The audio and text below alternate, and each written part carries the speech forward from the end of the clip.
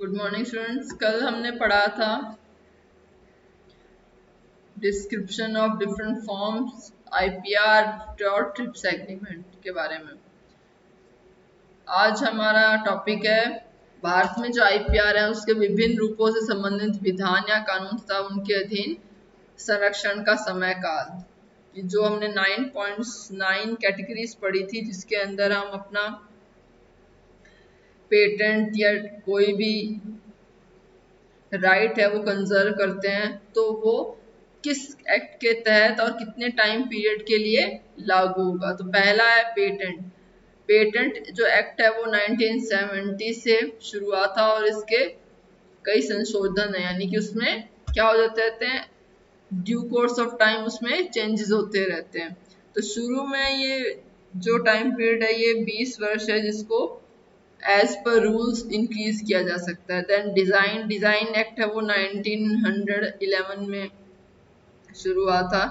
New design act जिसे बोलते हैं, उसे अब 2000 में रिन्यू किया गया। इसमें सबसे पहले इसमें शुरू में 10 वर्ष तक डिजाइन का जो है हमें राइट दिया जाता है, उसके बाद इसको बढ़ाया जा सकता है। ट्रेडमार्क जो है the trade and merchandise mark act जो है 1958 में था। न्यू ट्रेडमार्क एक्ट के तहत 1999 में इसका संशोधन हुआ था और ये हर बार 10-10 वर्ष के लिए आगे बढ़ाया जाता है। देन है ज्योग्राफिकल इंडिकेशन। इसमें geographical indication of goods registration and protection act 1999 इसमें भी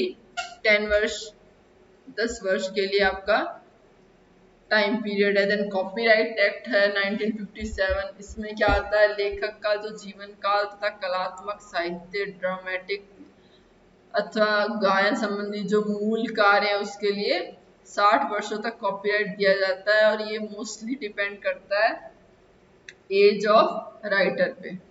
और प्रकाशित तिथि है उसके पश्चात 60 वर्ष तक अन्य कार्यों के लिए, यानी कि हो सकता है कि उस लेखन पे कोई नाटक बन जाए या कोई फिल्म बन जाए, तो वो भी कॉपीराइट के अंडर आएगा। प्रकाशन तिथि यानी कि जिस डेट को वो चीज प्रकाशित हो गई, छप गई, उसके बाद के जो 60 ईयर्स है उसको इंक्लूड किया गया। अब ट्रेड सीक्रेट्स है उसका प्रोडक्शन, इसमें कोई विशेष एक्ट नहीं है और ना ही इसकी कोई सीमा है।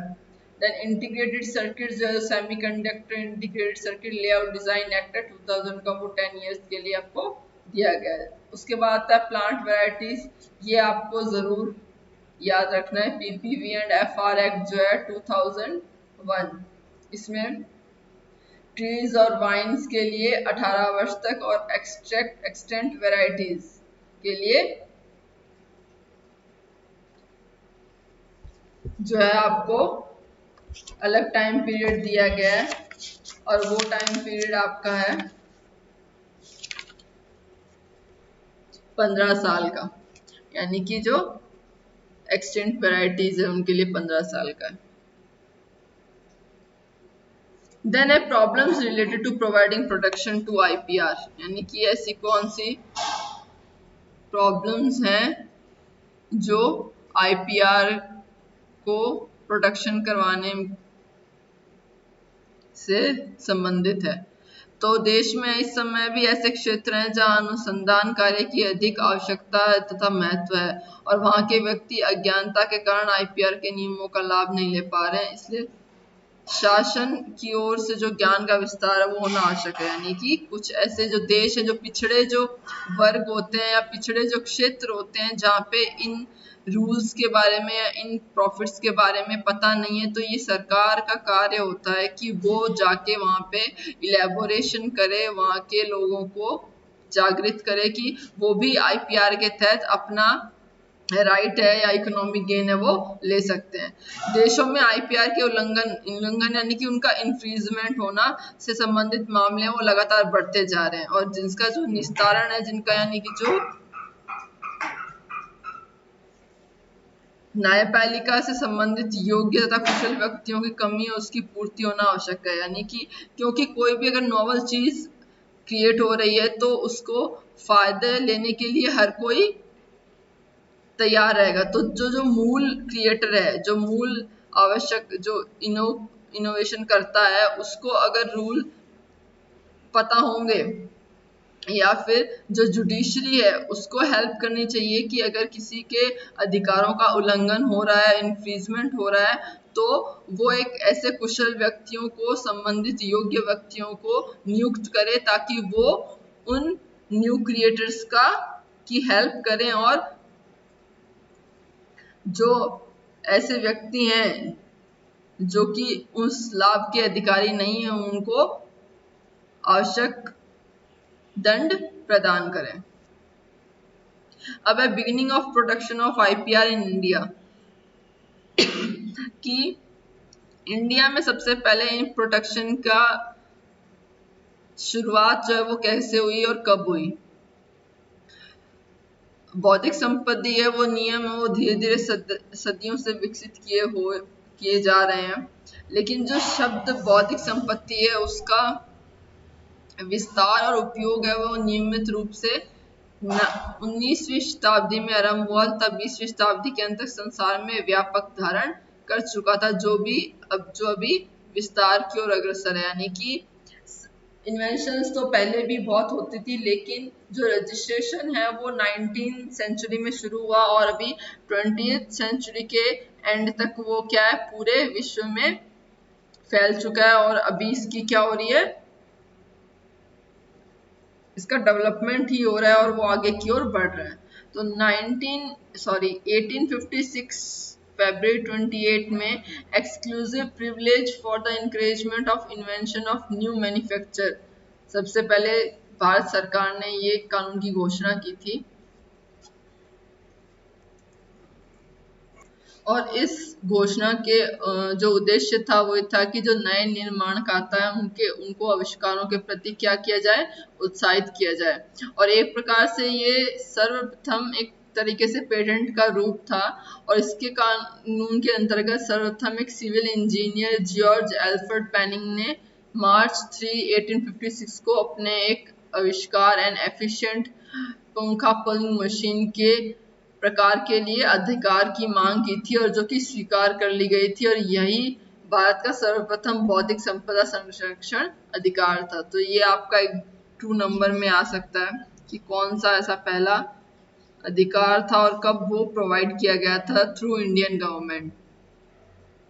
देन बात करते हैं कि जो नेसेसिटी है of international intergovernmental organisation related with IP, यानी कि बौद्धिक संपदाओं से संबंधित जो अंतरशासकीय संस्थाएं हैं उनकी कितनी आवश्यकता है। तो इसमें अब बौद्धिक संपदा अधिकार है वो किसी निश्चित क्षेत्र के लिए मान्य होते हैं। इसका मतलब ये है कि फॉर एग्जांपल अगर एक कंट्री है से अमेरिका, उसमें किसी ऑर्गेनाइजेशन ने कोई नई चीज क्रिएट की या कोई इंडस्ट्रियल डिजाइन के लिए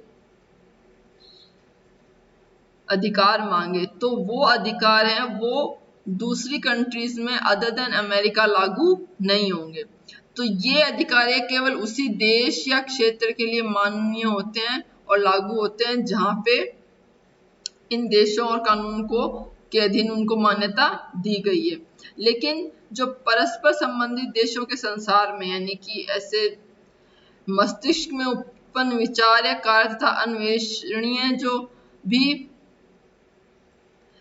कार्य है वो किसी भी क्षेत्र की सीमा को पार करके संसार में कहीं तक भी पहुंच सकते हैं और इसके साथ ही संसार के जो अन्य देशों हैं उसमें भी ये भावना पनप रही है कि बौद्धिक संपत्ति के संरक्षण के अधिकारों को से संबंधित नियमों और कानूनों को मानकीय स्तर प्रदान करने, आपस में मान्यता दी जाए।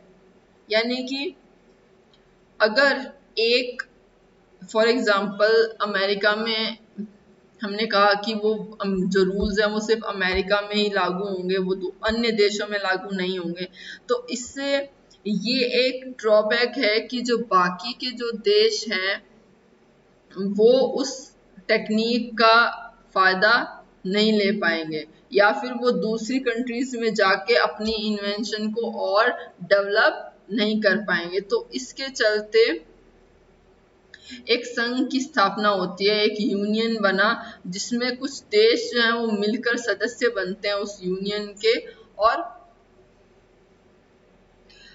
वो सदस्य हैं वो दूसरे सदस्य देशों को के जो नागरिक हैं उनको बौद्धिक संपत्ति अधिकार है वो प्रदान करवाते हैं,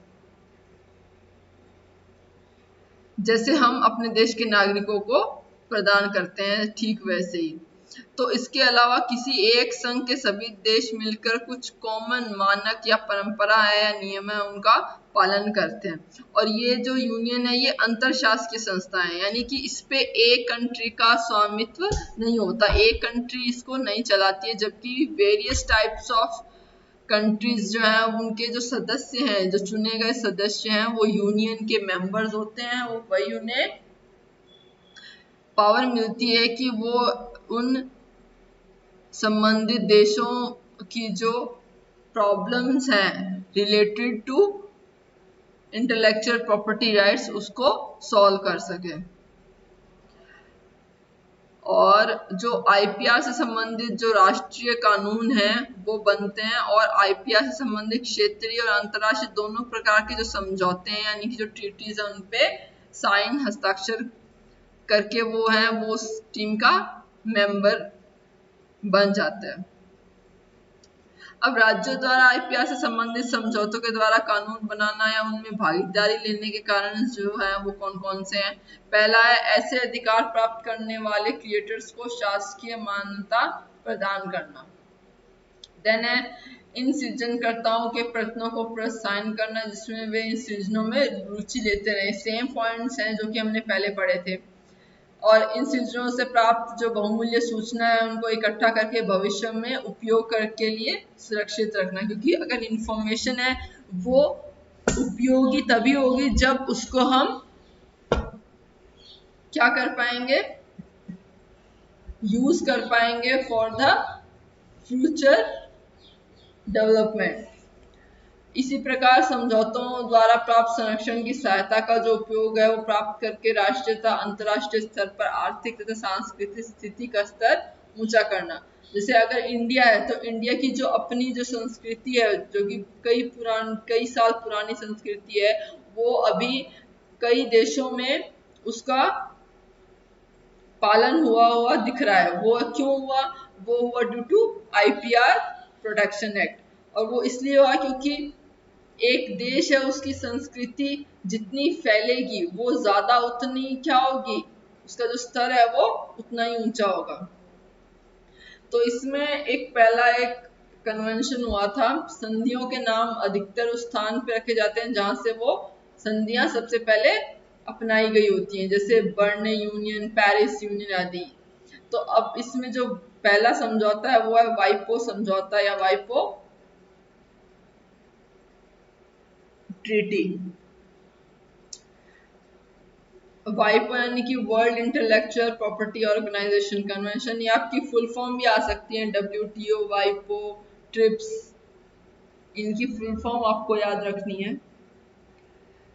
यह एक अंतरराष्ट्रीय समझौता है जो कि 1967 में स्टॉकहोल्म में साइन हुआ था और 1970 में लागू हुआ था। 1974 के बाद से वाइपो को यूनाइटेड नेशन की एक विशेष संस्था का दर्जा प्राप्त दिया गया, और इसमें टोटल जो है वो 188 कंट्रीज हैं वो इसके सदस्य हैं, और इसका जो हेड क्वार्टर है वो जनेवा स्विट्जरलैंड में है। तो ये आपको इम्पोर्टेंट क्वेश्चन है और ये मोस्टली आपके 6 मार्क्स और 12 मार्क्स में पूछा जा सकता है। इसमें फर्स्ट इसका है कि जो वाइपो जो संधि है उसके उद्देश्य क्या है, मुख्य उद्देश्य क्या है। वो पहला है समस्त संसार में राज्यों के सहयोग तथा अंतर्राष्ट्रीय संस्थाओं को साथ में लेकर बौद्धिक संपत्ति अधिकारों का संरक्षण कर बढ़ावा देना, यानी कि हम जितने भी सदस्य हैं एक पर्टिकुलर ऑर्गेनाइजेशन के, तो उन हर देश के सदस्य का सहयोग और उसके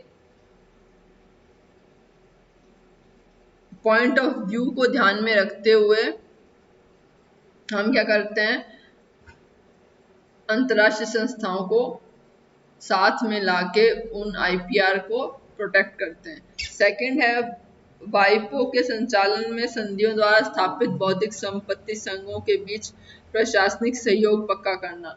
यानी कि जितने भी देश हैं वो अगर एक पार्टिकुलर ऑर्गेनाइजेशन में मेंबर्स हैं तो उनके बीच में जो प्रशासन है वो कैसे काम करता है तो उसके सहयोग को हम पक्का कर सकते हैं। देन इसके 5 मेन फंक्शंस हैं। पहला है संघों के संबंधित प्रशासनिक कार्य को पूरा करना, यानी कि जो भी आईपीआर रिलेटेड जो वर्क है उसको कंप्लीट करना। देन बौद्धिक संपत्ति के क्षेत्र में राज्यों को कानून संबंधी तकनीकी सहायता देने से संबंधित कार्य करना, यानी कि हेल्प करना इन रिलेशन टू कानून संबंधी तकनीक, यानी कि उन्हें जुडिशरी प्रोवाइड करना। देन थर्ड है अंतर्राष्ट्रीय संधियों के द्वारा बौद्धिक संपत्ति के संरक्षण तथा उसको बनाए रखने के लिए नियमों तथा मानकों के बनाने से संबंधित उपयुक्त कार्य करना, यानी कि कोई भी अगर एक नियम है उसको या तो हम फर्दर इसका इंक्रीमेंट करें, यानी कि उसको आगे भी एक टाइम के लिए उसे जारी रखना चाह रहे हैं उस नियम को, या फिर जो मानक तय हुए मानक यानी कि जो लेवल हैं, जो एक रूल तय हुआ है उससे रिलेटेड कार्य करना। देन अंतरराष्ट्रीय वर्गीकरण तथा मानकीय कार्य करना जो पेटेंट से संबंधित औद्योगिक संपत्ति, कार्यालयों, ट्रेडमार्क तथा औद्योगिक डिजाइन के बीच सहयोग बनाए रखने में सहायक हो। अब कई बार ऐसा होता है कि जो औद्योगिक डिजाइन है और जो ट्रेडमार्क है, ट्रेडमार्क यानी कि जो ऐसी सूचनाएं हैं जो कि एक पर्टिकुलर इंडस्ट्री या कंपनी को जरूरत है कि वो अपनी कंपनी या ऑर्गेनाइजेशन को नेक्स्ट लेवल पे लेके जा सके, तो उसके लिए जो दो ये संबंधित जो पेटेंट संपत्ति जो कार्यालय हैं उनके बीच में क्या होना, सहयोग रहना सबसे ज्यादा जरूरी है। फिर है औद्योगिक डिजाइन, ट्रेडमार्क के जो रजिस्ट्रेशन है या अन्वेषणों के पेटेंट के अंतर्राष्ट्रीय आवेदन संबंधित कार्य करना, यानी कि हर रोज आए दिन कोई ना कोई ऐसी नई इन्वेंशन है वो होती रहती है और उसको हम क्या करते हैं, एप्लीकेशन के रूप में हम उस ऑर्गेनाइजेशन तक पहुंचाते हैं जो कि हमें राइट्स प्रोवाइड करती है in the place of our invention. Then अब इसमें कई इसके ऑर्गन्स हैं वाइपो के। पहले ऑर्गन्स इन द सेंस कि एक जो ऑर्गेनाइजेशन है उसमें निम्न स्तर से लेके उच्च स्तर तक कौन कौन से ऐसे विभाग होते हैं और उसके जो मेन हेड होते हैं, तो ये सब कहलाते हैं ऑर्गन्स ऑफ वाइपो। पहला है जनरल असेंबली। वाइपो के वे सदस्य देश या राज्य जो इसके किसी एक संघ के भी सदस्य हैं वो जनरल असेंबली के सदस्य होंगे, यानी कि जितने भी कंट्रीज ने साइन किया है उस समझौते के ऊपर वो सारे जनरल असेंबली के मेंबर्स होते हैं। उनका जो मुख्य कार्य है वो है डायरेक्टर जनरल की नियुक्ति करना और डायरेक्टर जनरल या फिर कोऑर्डिनेशन जो कमेटी है उसकी रिपोर्ट्स पर पुनर्विचार करके स्वीकृति देना। तो फॉर एग्जांपल अगर कोई नया रूल अमेंड हुआ है या कोई नई जुडिशरी में लीगल जो रूल्स हैं वो लागू हैं तो उनके ऊपर हम वापस उनको पुनर्विचार करके हम उसको स्वीकृति दे सकते हैं कि ये जो रूल्स हैं वो लागू रहने चाहिए या फिर उनको हटाया जाना चाहिए।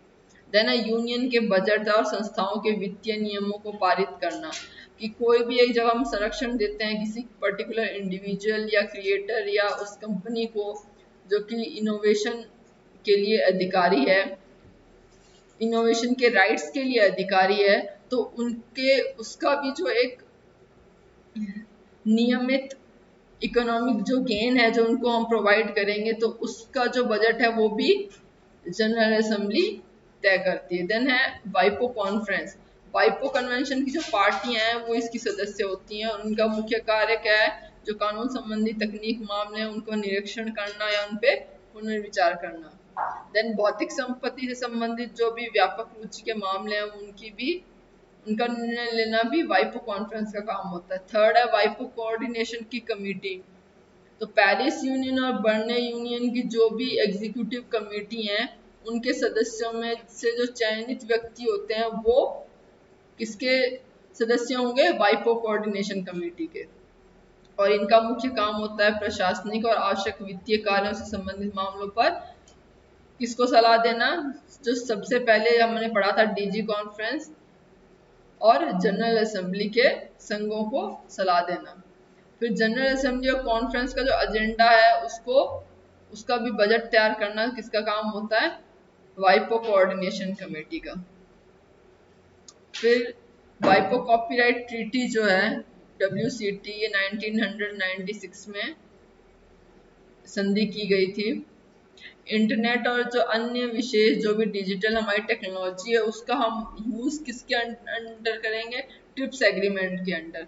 और इसमें लेकिन जो कई ऐसे प्रावधान हैं जिसका समाधान अभी नहीं हुआ है या हो पाया है, वो किसके द्वारा किया गया, फिर वाइपो कॉपीराइट ट्रीटी के द्वारा। और जो वाइपो diplomatic conference on certain copyright and neighbouring right question, इसको अपनाया गया था। और इसके उद्देश्य हैं कि किसी भी रूप में दिए गए जो कंप्यूटर प्रोग्राम है उनको संरक्षण देना, या फिर जो डाटाबेस हम जो इकट्ठा करते हैं उसके जिनमें से चयन यानी कि सिलेक्ट करके हम उसको सीरियल वाइज उनको अलाइन करें ताकि उनमें से हमें इंटेलेक्चुअल क्रिएशन प्राप्त हो, यानी कि ऐसा डाटा जो कि इंफॉर्मेशन देने के लायक हो वो हम कैसे करते हैं, क्रमबद्ध करके या उसे उसका चयन करके। ये जो दो मेन उद्देश्य हैं ये WCT के हैं। इसके बाद आपका आता है कुछ ऐसी समझौते या ट्रीटीज जो IPR के तहत आती हैं। पहला तो है वर्ल्ड इंटेलेक्चुअल प्रॉपर्टी ऑर्गेनाइजेशन वाइपो, जिसका हमने अभी पढ़ा। देन है Berne convention for the protection of literary and artistic work. ये स्पेशली सिर्फ किया गया था साहित्य और कलात्मक कार्यों के लिए, जिसे बर्ने कन्वेंशन बोलते हैं। ये भी आपके नेक्स्ट चैप्टर में है। देन मैड्रिड प्रोटोकॉल है, पेरिस कन्वेंशन है।